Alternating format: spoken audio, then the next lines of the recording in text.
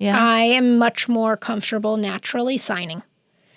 So if I were to get on stage and give a presentation, I would prefer to sign.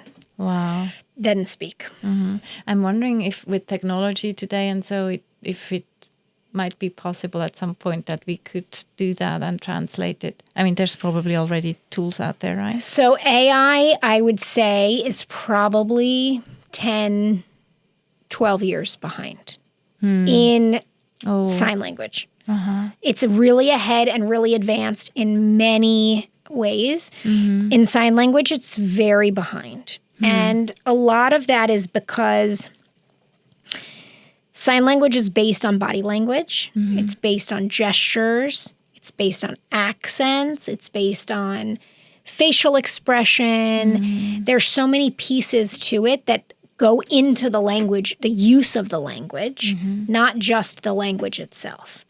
So an example is the sign. If you're asking somebody a question, you can ask them a question or you can ask them a question with your eyes.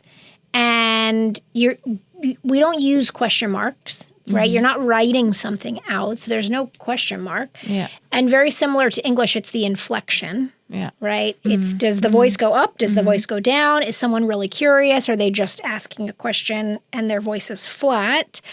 In sign language, you're using your facial expressions. And if you just put hands with technology, there's no way for them to use their eyes to communicate or use their body language. Or if somebody comes in or somebody comes out, you can read that body language. And you can't do that if you just have AI machines with hands. And so I think it will take them a while to get there because you have to be able to train the machine to know what the person is asking or saying. It will get there because it's advanced to this point, but I think it will still take a long time. It's this piece, right, that we're saying for some things the human touch is still needed. Technology is not there yet. Yeah. And it's also, I think, one of the most interesting things about it is, and I think this is true with all technology, there's excitement and fear. The interpreters, so the service providers of interpreting don't want the AI technology because they feel like they're going to get replaced. But the deaf people that use it really want it because they've had to go their entire life depending on somebody else. And they don't want to have to depend on anybody else. They don't want to feel like they're not strong enough or capable enough and that they can't show up unless an interpreter shows up. They feel like they're not independent. And so they really want the technology.